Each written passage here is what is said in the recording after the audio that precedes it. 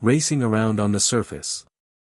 The whole world, you see, holding its breath, discussing 96 hours of oxygen.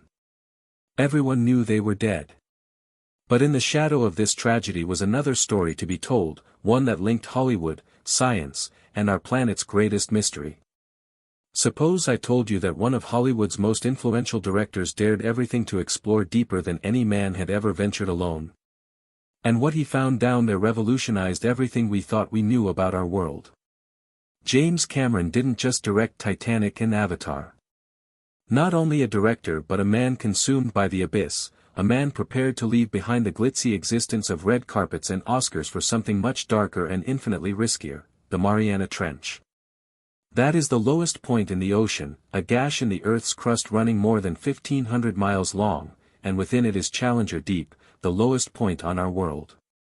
On March 26, 2012, Cameron enclosed himself within a small vertical capsule, the Deep Sea Challenger, and descended 7 miles vertically into the Earth's most feared abyss. What he came back with from that trip wasn't scientific information alone. It was secrets that would redefine our knowledge of life itself. Bear with me, because what Cameron came back with from 7 miles below isn't science alone. It's a truth that he has only ever spoken around, a truth that has been whispered by those who know him, and a truth that may never be told at all. The instant I heard from a naval source, it was obvious, the Coast Guard had lied. You don't go fast and break things when the thing you're about to break holds you inside. And yet James Cameron, the man who couldn't remain on the surface, gambled with everything. If this kind of story touches your heart, if you're someone who cares about truth, responsibility, and speaking up for the voiceless, please like this video, subscribe to our channel and share it with someone who should hear it. Let's get started. James Cameron is forever fascinated by the impossible. While other filmmakers were happy creating fantasy realms on a soundstage, Cameron was otherwise occupied discovering the actual secrets of our world. His passion for the deep ocean had begun years before fame ever crossed his path. As a child growing up in Canada, young Cameron was mesmerized by Jacques Cousteau's documentaries on the seafloor. He fantasized not about movie lots but about submarines, alien life in the blackness, about descending into the unknown. Most kids grow out of this fantasy. Cameron never did. When his films, Terminator, Aliens, Titanic, made him rich beyond his wildest dreams, he could have retired in style. Instead, he used that wealth to invest in something most folks believed was crazy, the design and construction of the most sophisticated manned submersible ever built, one that would allow him to go to the bottom of the globe. This was no plaything. The Deep Sea Challenger was shaped like a vertical torpedo, 24 feet high but only just over 43 inches in diameter. To climb aboard, Cameron had to fold himself into a sphere smaller than a phone booth and rely on a steel bubble to preserve his life while millions of tons of seawater pushed to squish him flat. Why take the risk? As Cameron himself put it, it was always curiosity. The deep sea is the final frontier of our own world, more alien than the far reaches of space. To him, the dive was not a publicity stunt. It was an exploratory mission. Preparation was gigantic. Years of working in partnership with engineers, marine biologists, and experts went into the submersible. Each bolt, each wire, each life support mechanism had to be tried and tried again, because a single error meant instant death. Only 2 men had ever visited Challenger Deep prior to him, Don Walsh and Jacques Picard in 1960, and they spent only 20 minutes there. They saw very little and were able to do practically nothing. Cameron set out to do the reverse.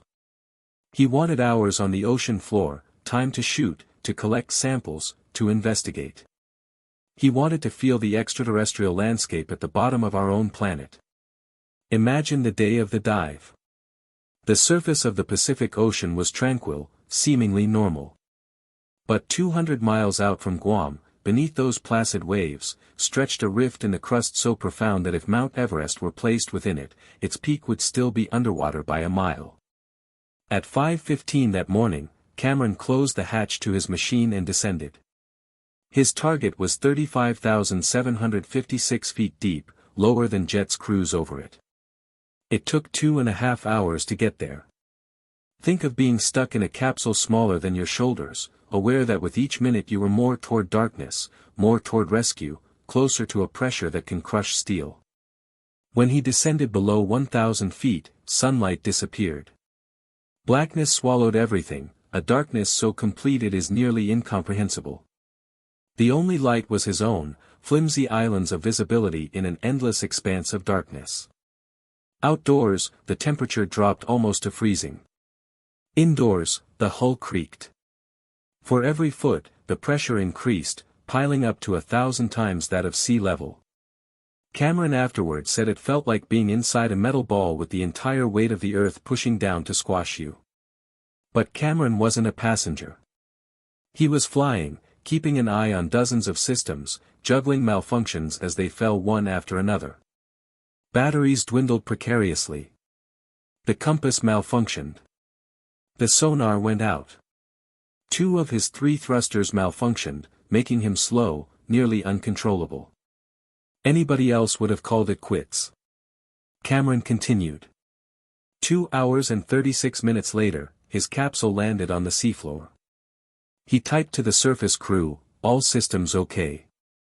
What he encountered, however, was not the lush alien jungle some had envisioned.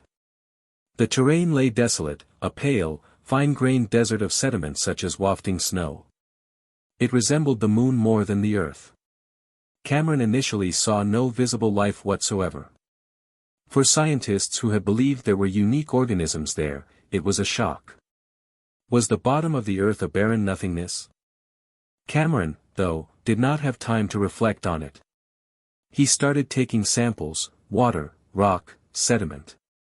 He talked about bizarre marks carved out on the sea floor, stripes that did not appear natural, as if something had been tracing through the mud. His equipment still acted strangely, particularly his compass, which took impossible readings. Was it malfunction, or something in the environment nobody comprehended? He spent hours venturing out, recording, shooting in darkness that had existed unbroken for millions of years. When Cameron returned, the world hailed his victory. But this is where the tale takes a turn for the worse. The samples he collected, after they were analyzed, presented a very different tale from his first reports. Not lifeless at all, they uncovered microbial life existing in Challenger Deep, bacteria and single-celled microbes surviving in pressure, darkness, and cold that should have been entirely deadly. These were not run-of-the-mill microbes. They were specialized forms of life, Monothalamus foraminifera and other never-before-seen creatures at such depths.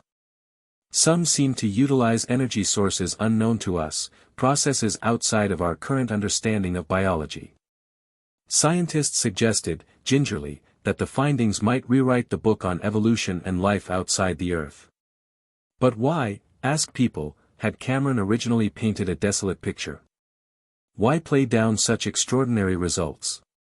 Was it prudence, or something else? Some wondered whether there was a cover-up, an orchestrated delay while results were checked, or stifled. For years, elaborate results emerged in dribs and drabs. While Cameron himself said little of the organisms, he was more interested in discussing engineering obstacles and the need to explore. For a man never averse to boasting of discovery, his reserve was surprising. Rumors circulated. Had Cameron viewed more than he had let on? Were his findings partially classified, bound up in commercial or national interests? The organisms that exist at such depths, after all, produce wholly new chemical compounds. Drug manufacturers saw the possibilities instantly: new antibiotics, new cancer cures, chemicals with uses we can only dream about now. The commercial worth of such breakthroughs is incalculable. Was the timing on announcements less a matter of science and more a matter of safeguarding commercial or national interests? Some scientists, anonymously, talked of cellular formations unlike anything listed previously, energy processes that shouldn't exist. They suggested that some of the samples may even belong to entirely new realms of life, and not fit into our present tree of biology. If so, it would be the most significant finding of the century. Meanwhile, technical inconsistencies undermined the tale. His compass registering impossible readings. thrusters shutting down for no clear reason. Some speculated, might forces of the environment in Challenger Deep, magnetic anomalies, geologic anomalies, or possibly even living things, have disrupted them? Was Cameron's film incomplete because some of it was too horrific, or too precious, to show? The questions sharpened in 2025 when Chinese scientists said they had discovered entire colonies of mollusks and worms about 9 miles deep, demonstrating that the trench is hardly lifeless. If there is so much life living there, why did Cameron describe seeing virtually none? Was his landing place unusual, or did he deliberately conceal what he actually observed? In spite of the conjecture, the facts themselves are staggering. Cameron's samples pushed science incalculably forward. The discovery of prolific extremophiles revolutionized biology, showing that life does not merely endure but thrives in unimaginable conditions. These microbes create chemicals completely alien to our biochemistry, with the potential to transform medicine and technology. They also set an example for astrobiology. If life flourishes in Challenger Deep, why not in the ice beneath Europa or Enceladus? Cameron's geological samples, likewise, found evidence of activity in the depths of Earth's crust, tremors and volcanic processes that mold even the planet's deepest wounds. His dive was not merely the boldest adventure in exploration in half a century, it was one of the most scientifically rich. And yet, the unresolved enigmas persist. The anomalies. The contradictions. The silences. Perhaps, ultimately, Cameron is withholding for reasons that are not malevolent but custodial. He has witnessed what humans do when they find something of value: they mine it, strip it, ruin it.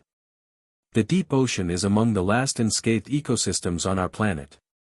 If news did get out too quickly that it contains organisms with pharmaceutical gold, armadas of corporate submersibles could come to collect them. Cameron could just be guarding the final frontier until science is prepared to explore it responsibly. Or that the reality is darker again, that his findings undermine not just biology but our understanding of where we are in the universe and hint at the origins of life we are not prepared to face. Whatever the truth, Cameron's place in history is safe. His dive was not a publicity stunt but one of the greatest acts of exploration in the history of man. He showed that in the 21st century, a curious filmmaker could do what governments had not dared attempt for decades. He was the first human being to ever venture into Challenger Deep alone. He taught us that our world still contains secrets as deep as any science fiction realm. And his findings, what he has published, and what he has not, keep propagating within science, medicine, and fantasy. Future generations might recall him less for Titanic or Avatar than for the day that he became the man who touched the bottom of the world. His samples advance microbiology, geology, and astrobiology. His bravery reminded us that Earth is still a planet of secrets. Even today, as new expeditions hasten to try to get back to the trench, Cameron's dive remained the watershed, the point at which the abyss was no longer inaccessible. James Cameron's journey was greater than discovery. It was a message, that even with hundreds of years of exploration, our world remains unknown. That beneath our seas, deeper than light penetrates, deeper than fear reaches, there is life that defies the rules of life. And perhaps, just perhaps, Cameron saw more than he has ever written about. What do you believe James Cameron actually discovered down there? Are there things he has not yet told us?